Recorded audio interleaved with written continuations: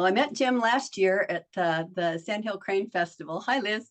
Hey. And we went on a wildlife hike through the Cosumnes River Nature Preserve, and it was fantastic. Jim, you did a really great job of talking to us about what to photograph, how to photograph, leading us through just this magical wilderness. It was just really, really great. So I'm thrilled that you're here tonight. He provided a bio, and because it's so interesting, I'm going to go ahead and read it to God. you. Rather than try and, ad lib it. The images I make represent not just a subject, but also a personal migration. I began young, making my first photograph at the age of 7, and as a young man served as the photographic and lab assistant to Jackson Stevens. Now, I've never actually heard of Jackson Stevens, and I looked him up today and couldn't find something that made me think, yeah, this is the guy, but you can talk about that later. I've spent the majority of my photographic career doing technical wedding and portrait photography. In addition, I have developed camera and telemetry systems for various spacecraft, including Voyager, the Space Shuttle, the International Ultraviolet Explorer, and others. In 1988, I documented the life cycle of a nesting pair of red-tailed hawks in San Diego, and so began my transition to wildlife photography. As I started on this most recent journey, I could not imagine the profound effect it would have on my spirit. I discovered quickly that to make good images, I would need to do more than find birds and photograph them. I would have to immerse myself in their environment.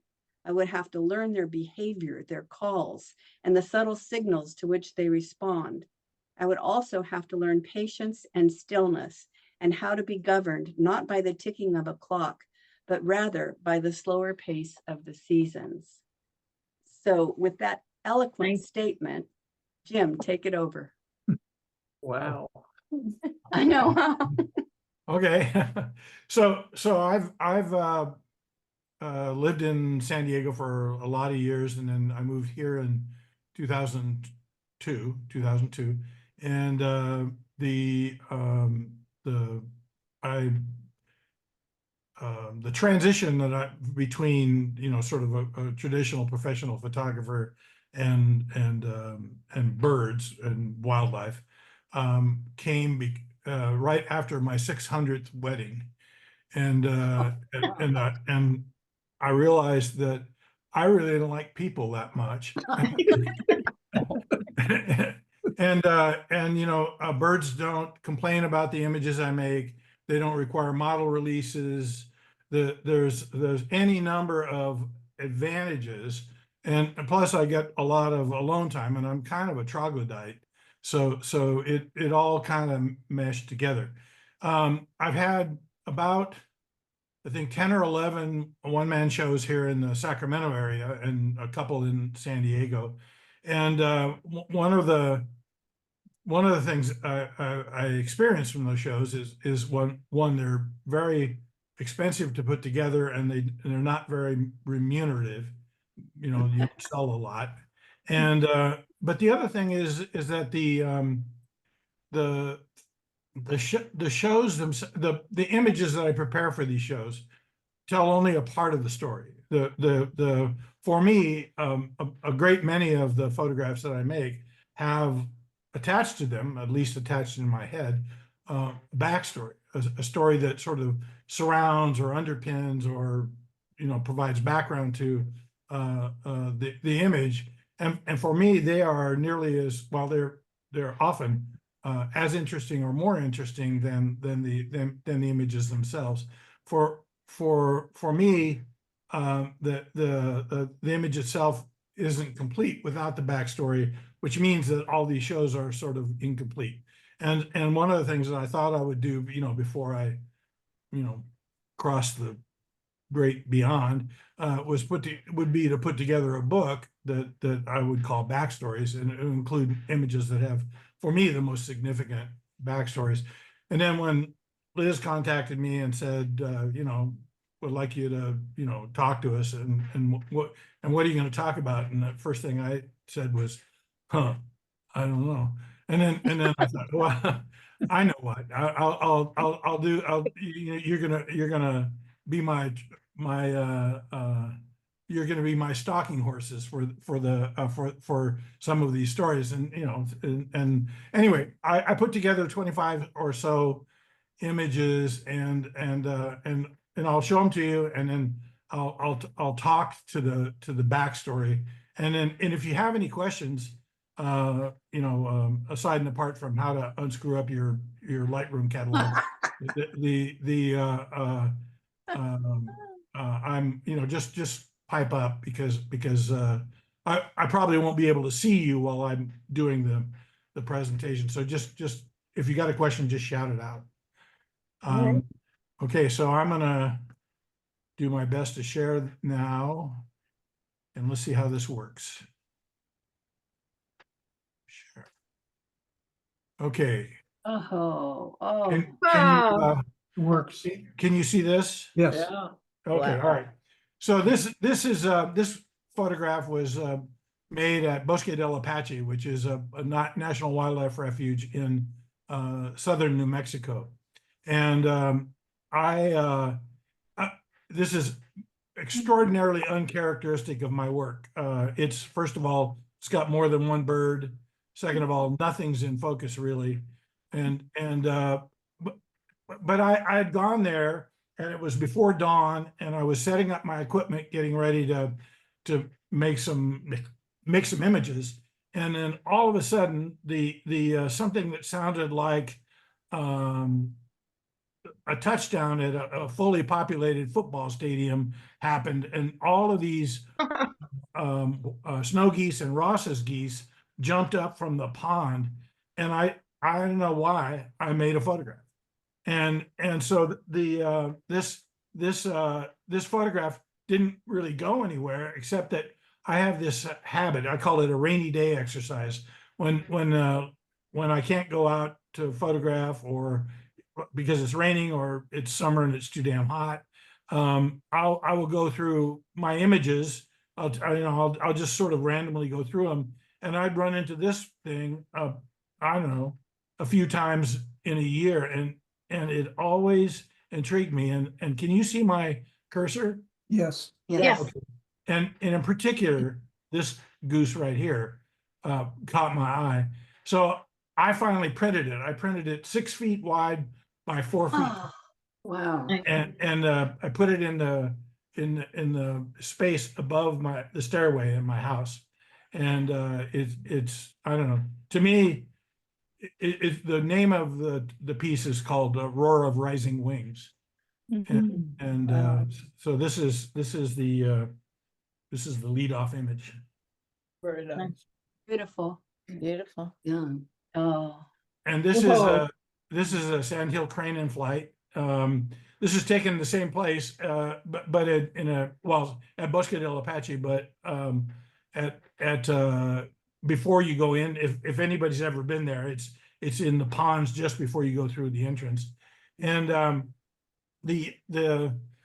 unlike geese, a large flock of cranes won't all jump up in the air at the same time, particularly if, from a roost. If they've been roosting, they'll leave in family units. So they'll leave in 2s and 3s and 5s, and head off in some direction. They all head off in different directions.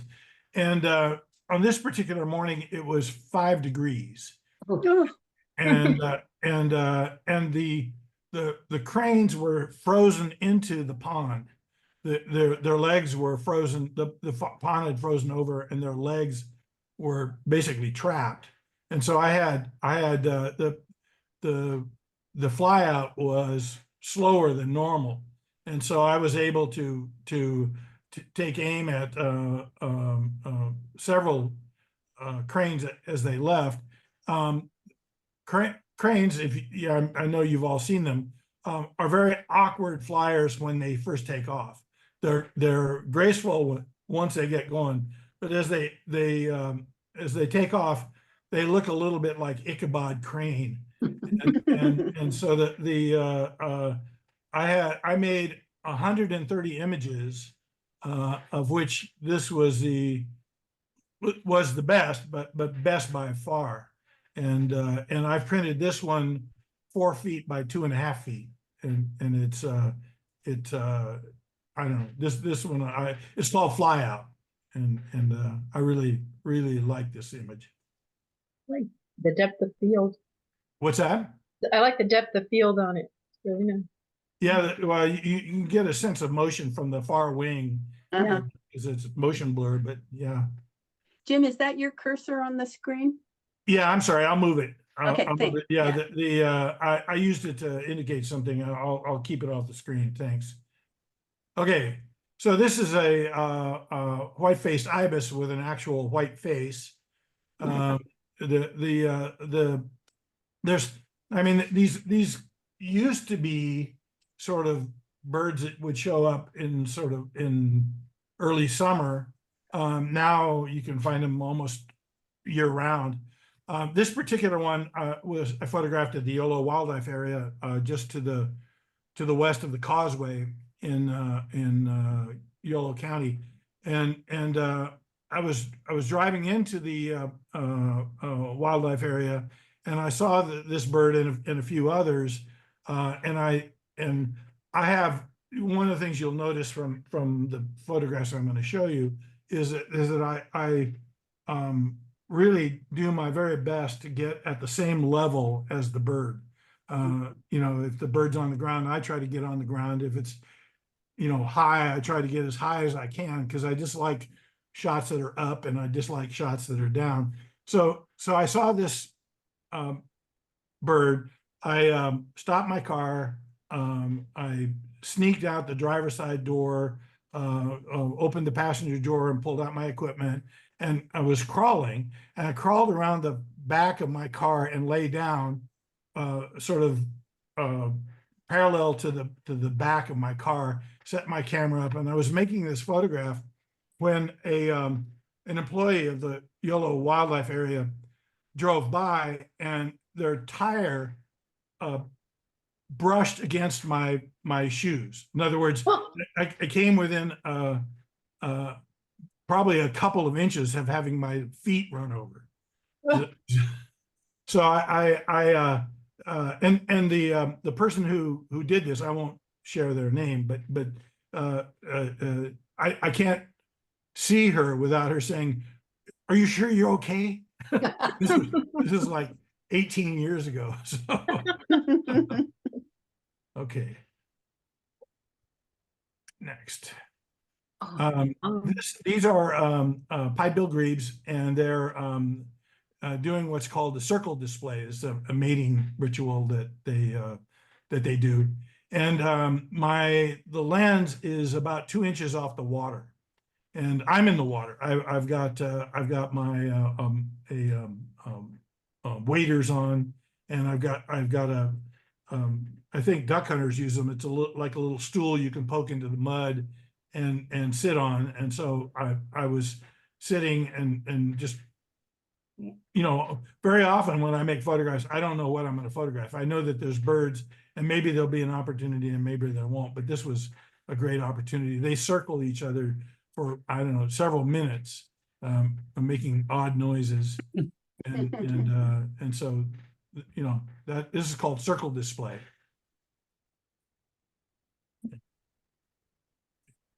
And also in the Yolo Wildlife Area, I saw a green heron on this branch here, and it was an adult.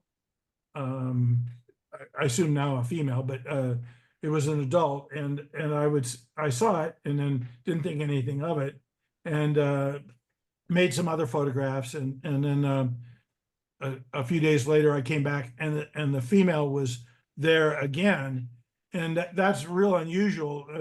Green herons, you know, they populate the same environments, but they don't often populate the same place.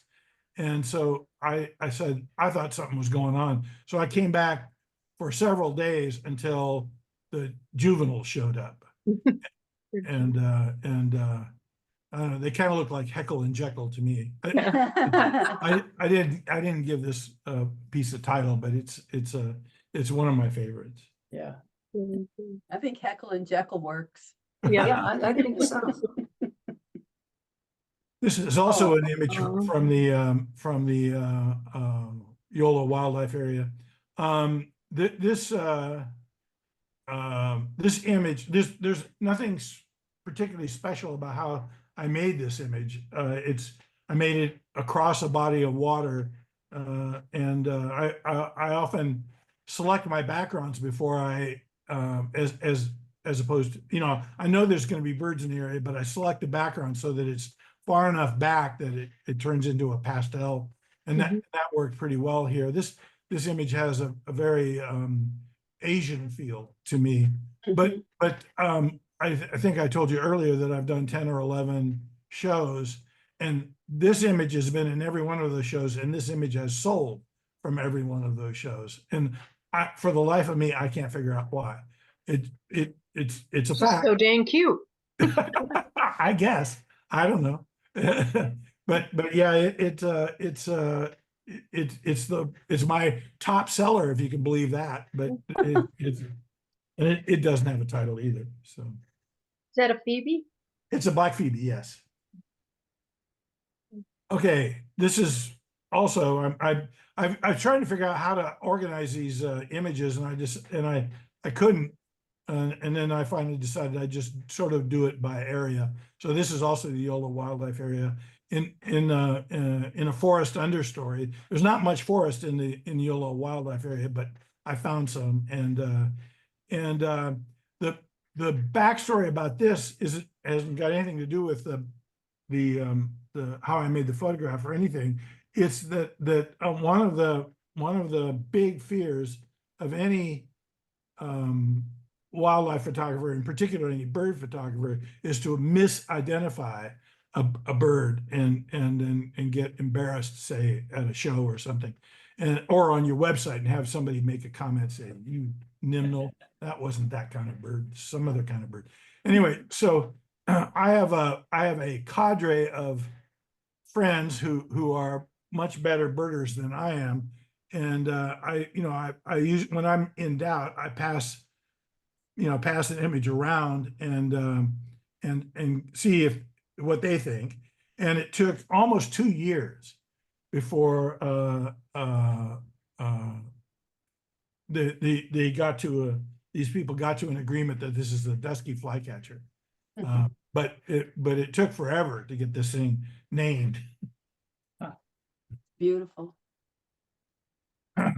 Love your foresty background. Yeah, me too. Oh yeah. So this is a Virginia rail, and usually when I photograph, I know that there are birds of some sort there. I've seen them. I've scouted the area. In this case, this is also in the Yola Wildlife Area. I had heard rails, but I'd never seen them there, and so I set up in the reeds. I was again in my on my chair, on my little chair with the waders on, and in this case the camera was a little higher than the water, but I was in water, and I just sat and sat and sat, after a while, this little guy decided to grace me with his presence, and showed up, and I made a halfway decent image. And it was I don't have a Sora. I wish I had a Sora. I don't have a black rail either, but I have one more rail in later on in the presentation. Okay, so the next one is the images I'm showing you go from what I think are some of my best to maybe images that are okay or maybe not so good. The next image is really an image that's not so good, but it actually has for me at least, an interesting backstory. This is an ovenbird. This is a bird. This is a bird that isn't found generally west of the Mississippi. This is a stray, and I was photographing at Mace Boulevard and where Poudre Creek crosses Mace Boulevard in Davis. So it's technically part of the preserve, the Ola Wildlife Area. And this bird came out, and the light was low, and I was kind of surprised by it. I took the photograph and then tried to figure out what it was, and then I sent it off to a friend of mine who works at the UC Davis museum, and I said, "Oh, I think this is an ovenbird, but I've never seen one before. They're not common around. They're not common. They're really rare around here." And I said, "Can you verify or correct me?" And he verified, and then what he did was post it on the bulletin board. And I decided I was going to go back the next day and see if this bird was still there, and make a better photograph. And I was there with, I don't know, something like 150 other people. And I learned my lesson. Get your image and then post it on the on the bulletin board, or make sure that if you're having somebody help you, that they can post it when you tell them they can post it, as opposed to when they feel like it. So, okay. So this is an image from Lake Solana. Nothing particularly spectacular about this, a female wood duck. Once again, I'm in my waders and in my little chair and in the reeds, photographing through a gap in the reeds out into the body of the lake. And I saw this hen and swimming across directly toward me from the other side of the lake, and I thought, oh, this is gonna be great. And so I'm set up. My tripod's in the water. The camera is maybe, I don't know, a foot, 18 inches above the water, and because I was sitting a little higher than I normally would, and this hen came into the reeds, swam through the legs, or paddled through the legs of my tripod, way too close for me to make an image, and so I was just holding my breath, and she went out a ways, about 3 or 4 meters out, and I was able to make this photograph.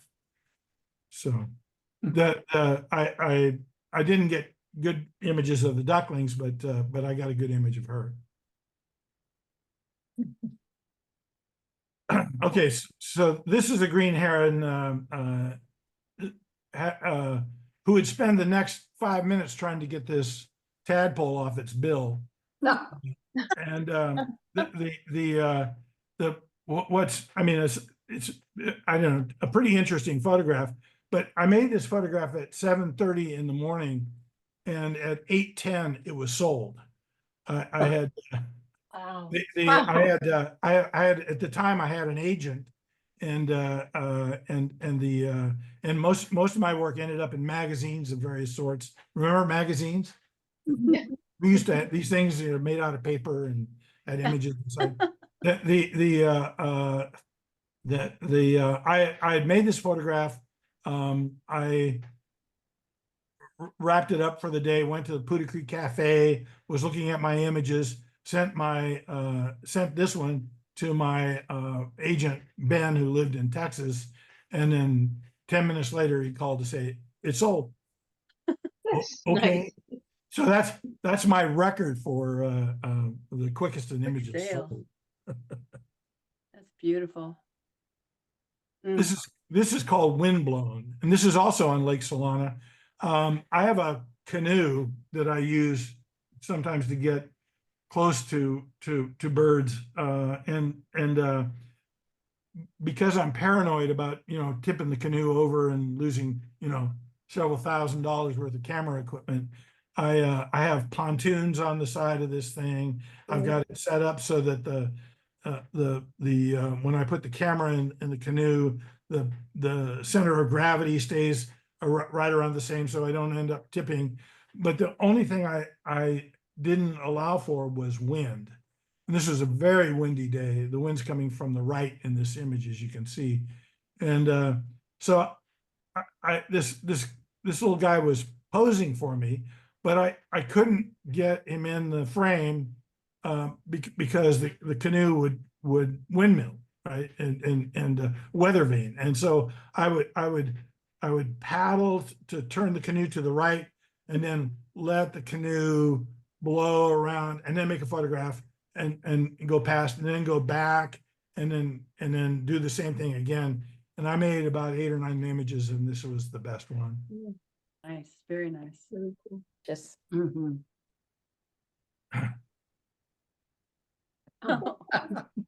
Sometimes I have I get an image that has a surprise even for me. This was taken at Wild Horse in Davis, the Wild Horse or buffer area between the golf course and the ag area. And I was out just at dawn trying to photograph, and there's several natural cavities for burrowing owls, and I was trying to photograph them. And I made this photograph, and when I got home, I took a look at it, and I realized that you can see the sunrise in his left. Oh, Oh, yeah. wow. Yeah. Neat. And that was kind of a surprise for me. This is called Sunrise at Wild Horse. So I've shown you essentially all birds, but in 2005 I was asked to take Galen Rowell's job at the University of California, and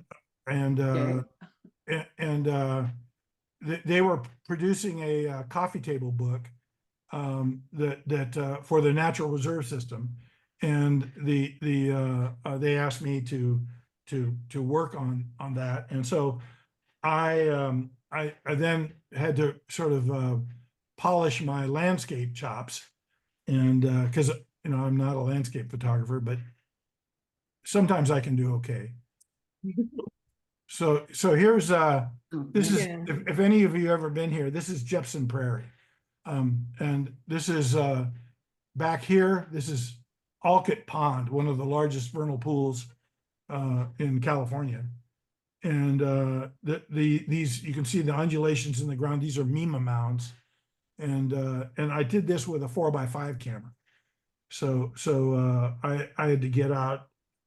I don't know whether any of you ever use 4x5 cameras, but one of the things that you can do with a 4x5 camera is tilt the lens forward. And when you do that, it takes the focal plane, the plane of sharpest focus, from being sort of perpendicular to in a plane with the camera, and tips it down so that it's on a plane with the ground.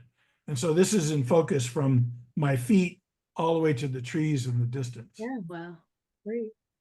that's Wow. beautiful. So yeah, this is when I digitized this image, it turned out to be huge, monstrous. Blade of grass. So here's another one. This was made only a couple years ago. The first of our 2 extraordinarily wet winters that we had. And this is what's unique to me about this is I was out photographing birds, and then all of a sudden the heavens opened up, and I had to cover my equipment with my jacket and sort of try and wait out the storm. And I what I did was just kind of wander around, and this is only about 100 feet from Mace Boulevard, if you know where that is, headed south of 80, but it's in the preserve. And so it was kind of an idyllic scene, and it was strange that it was just right there, where anybody could get to it right off the highway. So I decided to make another landscape. Yeah. Okay, let's see what's next. Oh, yeah. Okay. So we're moving now from Yolo County and the to the Cosumnes River Preserve. And this is a loggerhead shrike. And these are birds that are really hard to get close to. And I happened to be driving along Desmond Road, and there was one sitting on a branch of something, and I stopped and I just very carefully rolled the window down and grabbed my camera, and I was able to make, I don't know, maybe 30 or 40 images of this guy in various poses while he was just sitting there in on this branch. And that happens sometimes. A bird just decided that it wants to pose for you, and so this bird did, and I was getting concerned that either I was going to run out of space on my card, or I was going to run out of battery. So I looked down at my camera and realized that I had plenty of room and plenty of battery. And I looked back, and the bird was gone. I figured he'd flown off, except that there were a couple of gray feathers floating in the air. And I looked up and to the right, and a peregrine had got him. Oh. Oh. Yeah, just Nature is mean. now that would have been a photograph. Uh-huh. But I missed it altogether because I was trying to figure out whether my camera was gonna last me. This bird has an interesting beak. It's like, so what do they eat, bugs or seeds or? Oh, this bird it's carnivorous, and it grabs lizards and grasshoppers and stuff, and impales them on barbed wire or thorns in a bush. Wow. And for storage, it's how it stores its food. Oh, God. Smart. Yeah, loggerhead shrike. Oh. So another thing I do at the preserve besides leading walks is that I manage a large number of wood duck boxes, and this is something that we do from March to June or July, depending on the year, and we go out and monitor the boxes. If there's a hen, we'll count the eggs. We'll band the hen.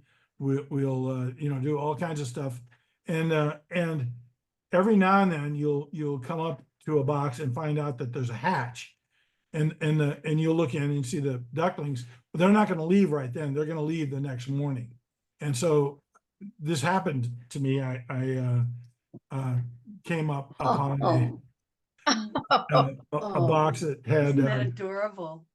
ducklings in it. And so I came out the next day, set up my ladder. I have an 8-foot orchard ladder that I use as a tripod when I want to get up high enough to be level with the bird. And so I sat there. I probably sat on top of that ladder for 3.5 or 4 hours, and waiting for them to go. And then when they go, they just all go, at once. And so it's kind of a madhouse. And this was the best image I made. And after I got off the ladder, I really couldn't walk for another half an hour because my feet were sore. So I've shown you some decent images, and anybody who hasn't led this life would think that I just go out and make photographs and they all turn out good. Well, that's not true. My batting average is something like one decent image for every 100 exposures, and that's, I don't know, I used to feel weird about sharing that number until I talked to a bunch of other photographers who tell me that's actually a pretty good number. Sounds good to me. Yeah, Yeah. me too. But I have a lot of images that look like this. Yep. And and the backstory about this is that I wanted for a few of my shows, I wanted to do a collage of outtakes. You know, an image that was a collage of these kind of outtakes.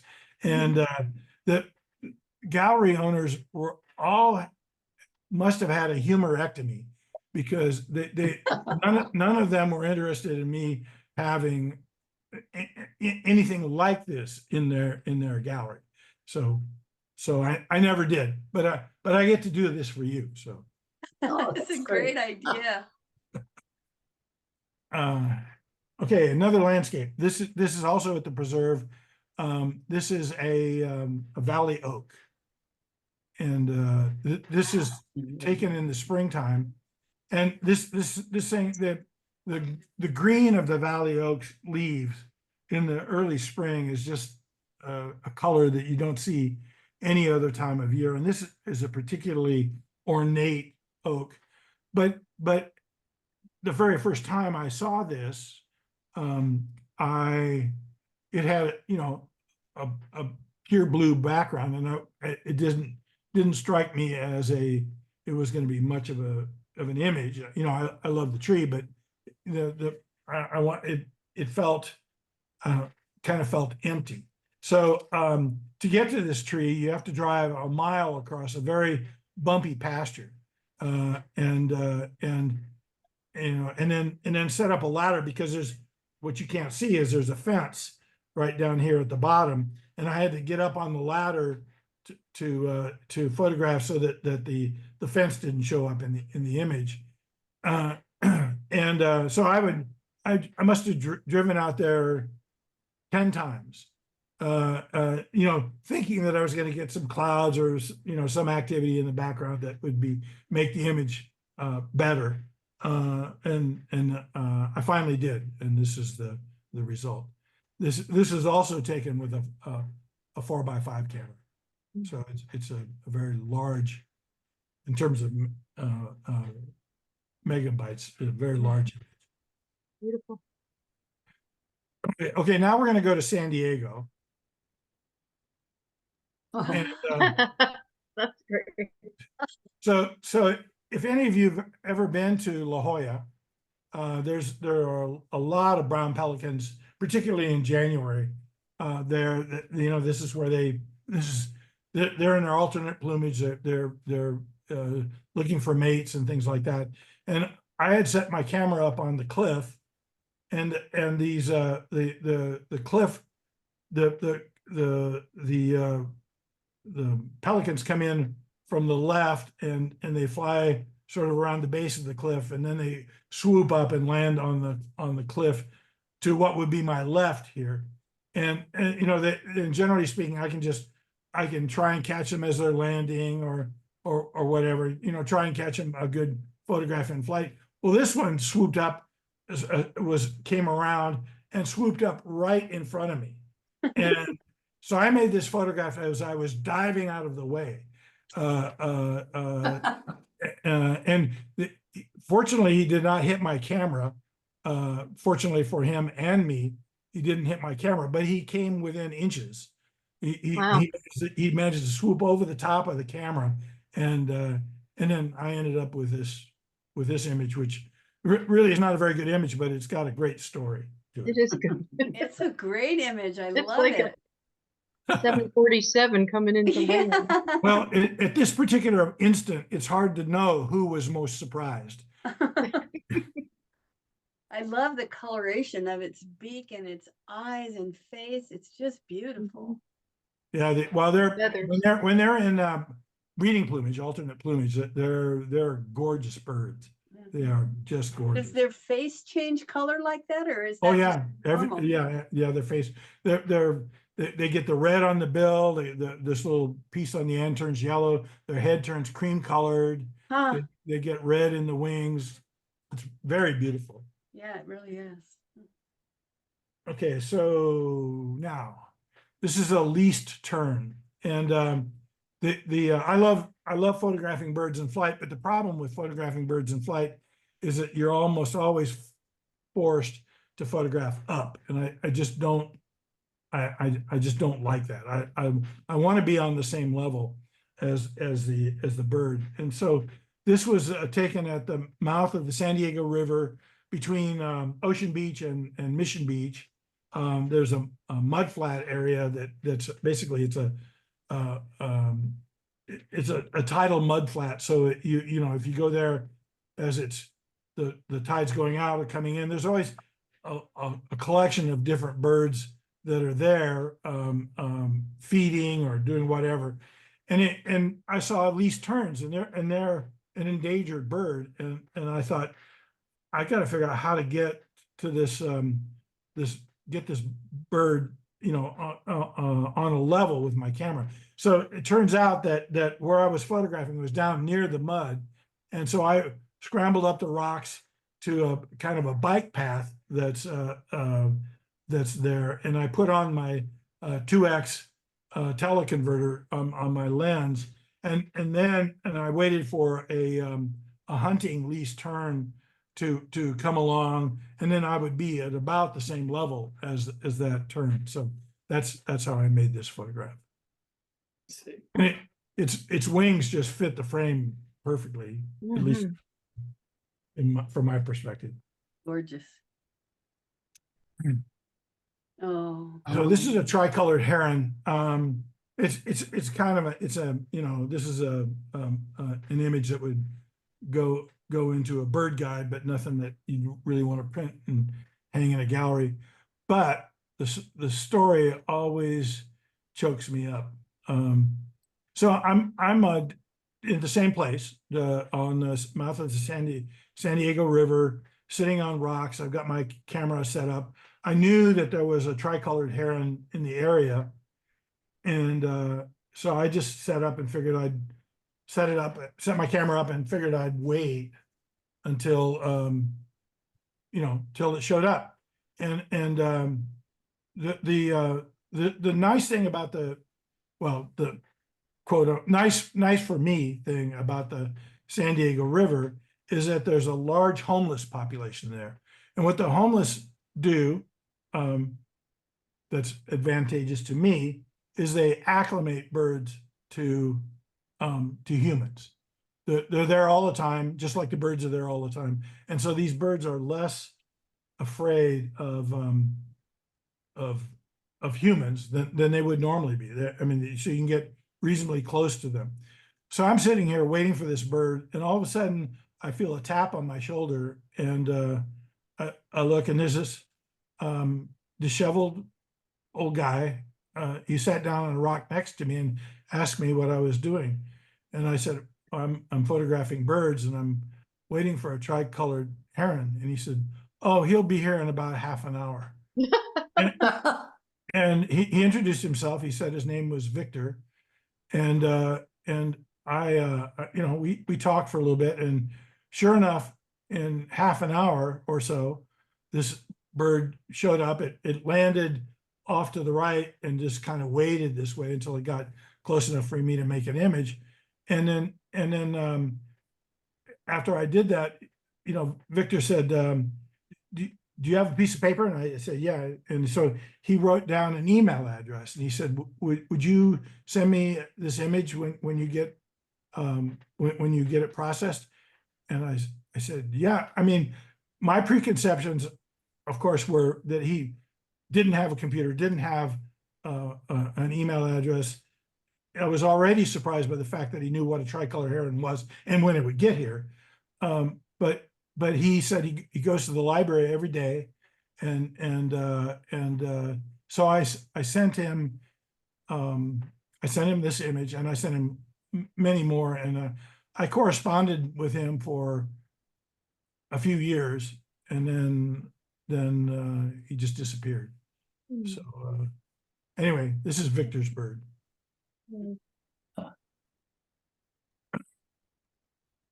So another landscape. This is called Boomers. This is a beach not very far from the Ellen Browning Scripps Park in La Jolla, and this is also made with a view camera with a long exposure. But the thing to note about this is that I usually, when I process an image, I don't really change the content of the image. I change, sometimes I'll do white balance correction, I'll do gamma correction, I'll do cropping, you know, all the sort of normal stuff.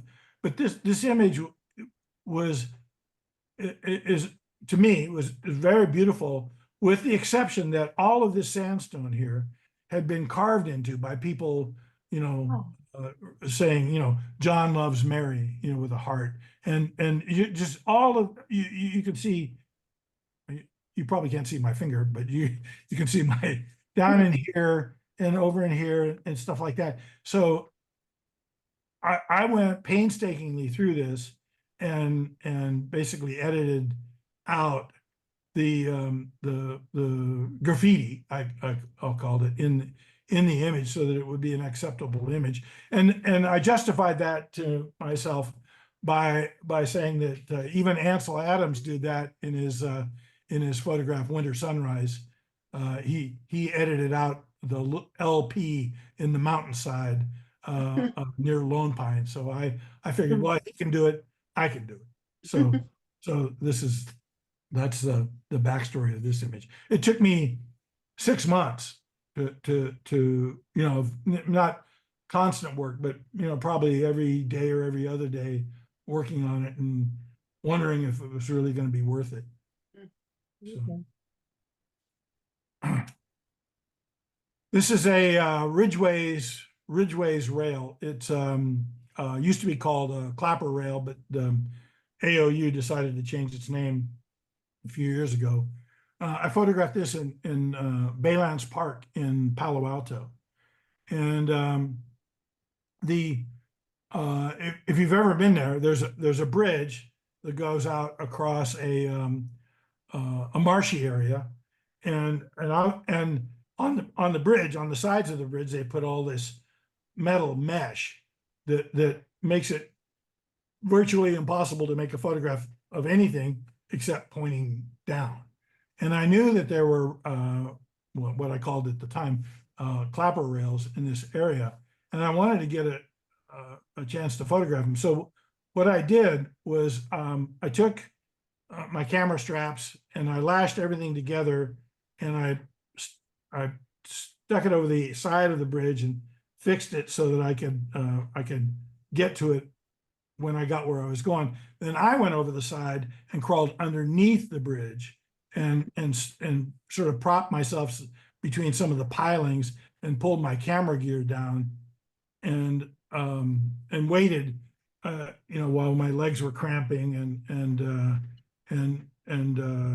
eventually this rail showed up. Wow.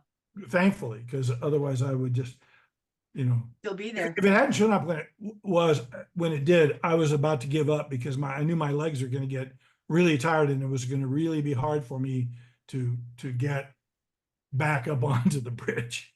The lighting is beautiful. Yeah.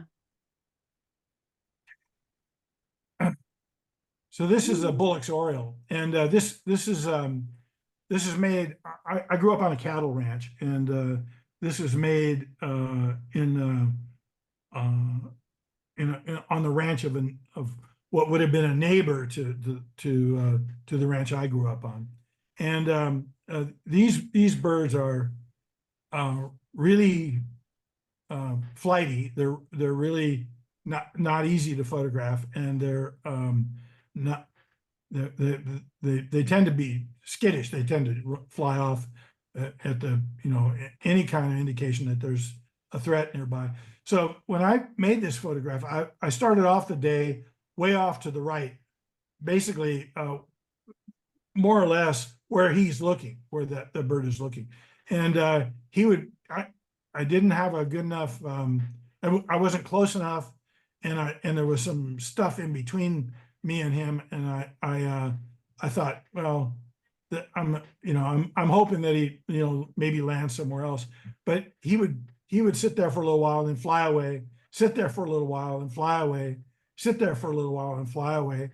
And so one of the times he flew away, I took my hat off and I put it on a bush, and I took my jacket off and I stuck that on the bush.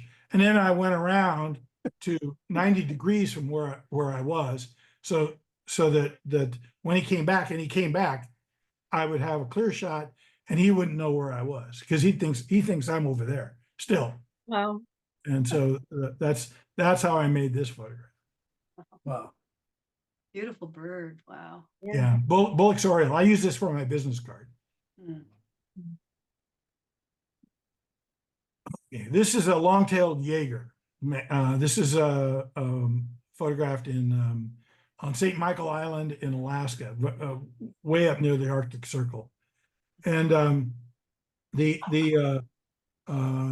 this what you see here is basically tundra, and I had was a road through this tundra, and I had an ATV with all my equipment on it, and I saw this guy, and I knew I wanted a photograph of the Jaeger, and so I once again I crawled off the ATV and got my equipment out and just was sort of sitting on the ground next to the ATV, and in order to fill the frame, I had to use my 1.4x teleconverter, and when you do that, at least on the camera I had at the time, the autofocus reverts to only the center element.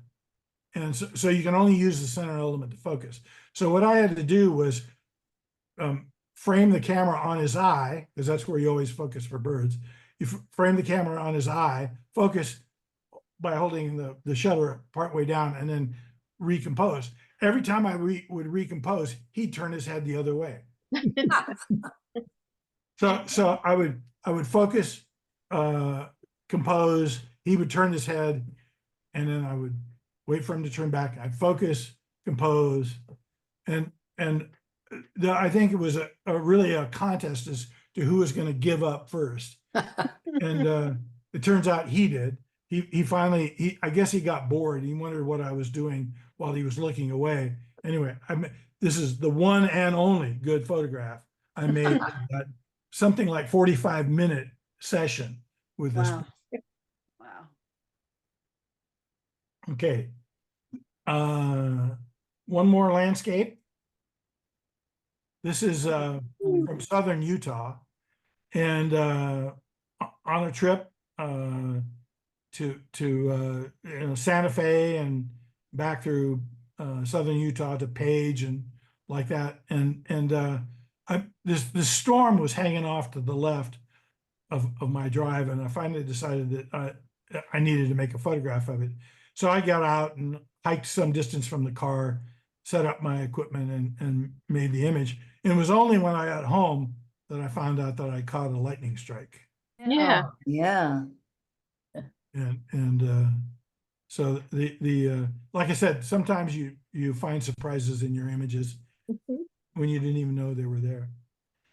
So I live in West Sacramento, and my backyard is pretty good sized, and there's I make accommodation for birds, as you might not be surprised to learn, but I also make accommodation for squirrels, and I built a squirrel feeder, and the squirrels they love peanuts, but peanuts are kind of a chore because you put them out one day and they're all gone the next. And so I made a feeder that was meant for sunflower seeds, and the bravest squirrel, the one that came closest to the house and would drink out of the fountain and stuff like that, we named him Braveheart, and actually named her Braveheart. And one day I was out, and I thought maybe I might get a photograph of a squirrel.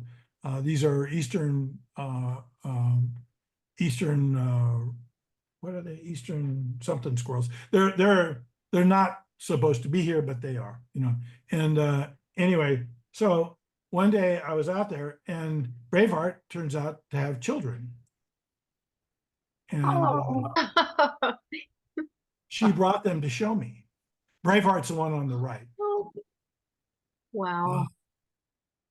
And so they sat there for a little while, and I made a couple of photographs, and I haven't seen and these are the young ones, and I'm sorry, these are the young ones here.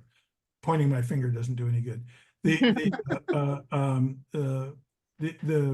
I haven't seen this many squirrels in my backyard since I made this photograph. Beautiful photo. Charming. So that's my presentation. Ah, Wow. And I will see if I can oh, stop sharing. Okay, there we go. Okay. Back. wow. Let's go through it again. Yeah. Well, you got it recorded, right? So- Oh, yeah. Oh, it's great to hear the stories behind. Yeah. Yeah. And Well, because I have pictures like that what's that? I have pictures like that I love because of the story that only I know. And Right, right.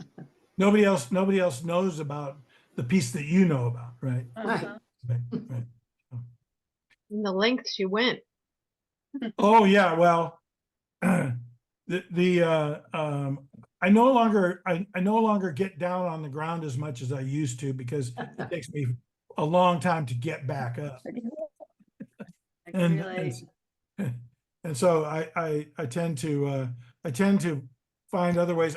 Sometimes I'll even haul out a folding chair, which feels a little like cheating, but as long as I don't have to carry it too far, I'm okay with it. What's your favorite equipment that you? Oh gosh, well, so when I was doing weddings and portraits, I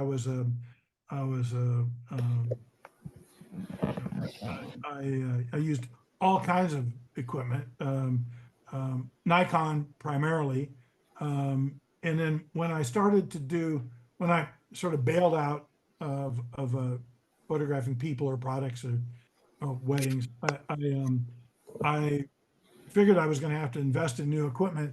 And so what I looked for was the lens. I was looking for the best lenses. And at the time, Canon had the best lenses, but particularly the best long lenses. And so I went to Canon, and then now 3 years ago, I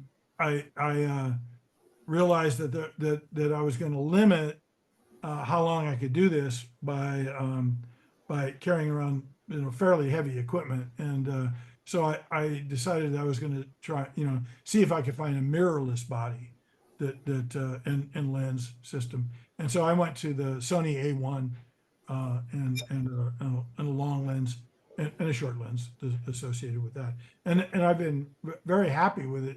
It's a the kind of work I do now is a little different than I was doing back then. I tend not to spend 8 hours in one spot anymore. After a while, it's really hard to walk again for at least the first 10 minutes or so after you get stood up. So. What about auxiliary equipment? Oh, okay. So I have a Gitzo tripod that's way beefier than I need these days, but always served me well. It's a carbon fiber tripod. I have a Wimberley pan tilt head that I use and swear by. It means that you can photograph anywhere up or down, left or right, and so long as you use your body and not your hands. This is probably something that I said to Tricia when I was doing the tour at Kasunas is that if you use your body as opposed to your hands, it's all very smooth and liquid, and you're able to snap in on images very easily. I might even. I don't know. Do you all of you know what the Wimberley pan tilt head looks like? Oh, hang on. If you hold on 1 second. Jennifer, don't you have one? No? Specifically for birds, you think? Well, it's very good for birds. This is it right here. Oh, yeah, I've seen Yeah. people So using that. this is how it sits on the tripod. It's And beefy. and when you know you put the long lens here and it swings back and forth and then it Yep. rotates like this. And it's very fluid. It's- Wow. I have one of those. Okay, yeah, yeah, this is now, so you ask about other equipment I use. This thing here is made by Arca Swiss. See if I can get it to the point where it won't disappear into my background. This thing here is what I use for my view camera. I put the view camera on it and it allows me to tip it, rotate it, even kind of tip it cockeyed, and I can level. Sometimes a tripod isn't level, but you can level your camera with this. Mhm. And when you do the view camera, how does that work? Do you take a piece of film with it and then? Oh yeah, I usually take many pieces of film because that's I have cut film holders that hold the film, the 2 sheets per cut film holder, one on one side and one on the other. And I usually take maybe 6 or 8 of those.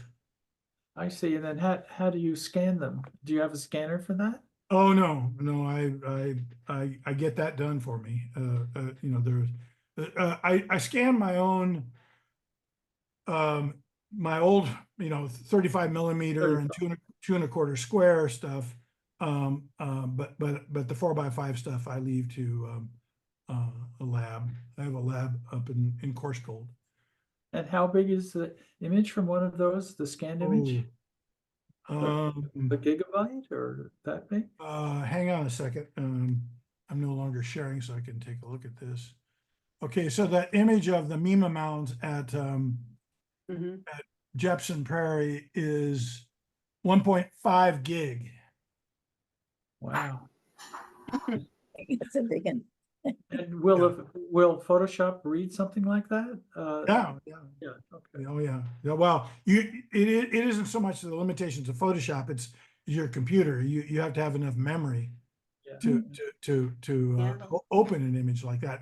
And keep in mind that when you open it, it's forever saving it. So that by the time you get done and you close the image, it's used up a lot of your memory. So you have to have 30, 40, 50 gig of memory available to Photoshop in order to effectively edit images that size. And is it worth it in your opinion to shoot that? Well, in this, I don't use my view camera very much anymore because the Sony has got all the resolution I need. But when I was working at the University of California, they wanted images that were they wanted 4x5 quality images, and this is before the camera I had at the time was anywhere near capable of doing that. They wanted images that they could print in a book that was going to be 18 inches wide, right? And so and they were going to spend a lot of money printing this, and so that's one of the requirements, that I had to be able to do the work with a view camera and with decent film. So I did. They initially wanted me to do transparencies, and I don't know whether any of you have shot transparencies, but getting the right exposure with transparencies is always a wrestling match. So I managed to talk him into letting me, if they needed a transparency, doing an interneg, and then they were good with that. Any other questions? Did you use any special lighting on any of your photos? Some of them just had beautiful lighting and you got a nice catch light. And I was just curious if that was just the ones you happen to like, or if you had any lighting, supplemental lighting on. I don't take any lighting into the field. I usually choose my locations for not only the backgrounds, but the light. I'm careful about how I orient myself to where the bird is likely to be, so that there's always a possibility of a catch light in the image. And I tend not to go out when when I was photographing every day, I would not go out in the summertime, just because A, there's no birds, and B, the light sucks. And so I would go out in the wintertime, and my favorite days are cloudy days that are overcast, because then you get, soft light everywhere. The soft light and shadows are the, when you talk to somebody who's not done this kind of work, and they want, bright light, because somebody told them when they were a kid that that's what you do. You get people in bright light, and I do my best to disabuse them of that. The shadows and gray light are their friend. So. Yeah. The only thing I do that relative to light is that I will sometimes, if I know I'm going to be at a spot for a while, I've got a gray card that I'll stick out, somewhere in the vicinity of where I'm going to make an image, and maybe every hour or two I'll make another image of the gray card, and so that I have something to do white balance with. Do you like using that gray card? I mean, I heard that sometimes it wasn't totally accurate, but is it close enough for Well, that kind of work? what I use is not a gray card. Actually, it's a disc, a plastic disc that is, I mean, for the $45 I spent for it, it's gray. It's 18% gray. So Oh, okay. I use that. Great. Thank you. Any other questions? You're going to be leading tours at the Crane Hill Festival? Yeah, I am. I'm well, just one. It's a field trip it's called Photographing Wild Birds. And I let it every year for as long as I can remember. Well, every year since I've been here. So it's just now 22 years. So I've been in the area. And so and it's at the preserve. We meet at the visitor center and then do a little loop and hope that some of the ponds are full. I mean, when the ponds are full, it's a great place to catch, shorebirds and stuff like that.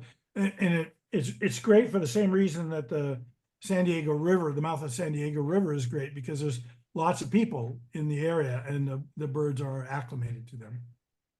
What are the geese that are brown and orange? Brown and orange. They have. Well, around here we have snow geese, Ross's geese. Those are white. We have greater white-fronted geese, which have an orange bill. Yeah, I think. Yeah, greater white-fronted geese. Yeah, and then we also have the ever-present Canada geese. Yeah. Yeah. Many of Rare. them have ceased to be migratory birds.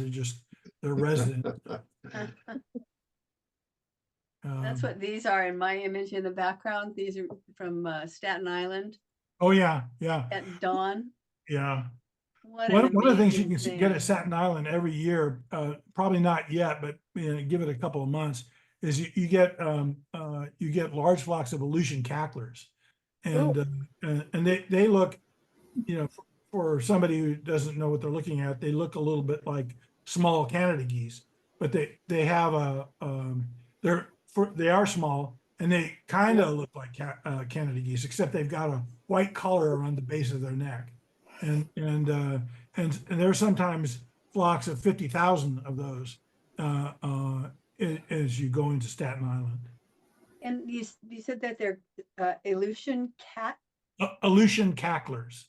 cacklers. Yeah, cackling geese.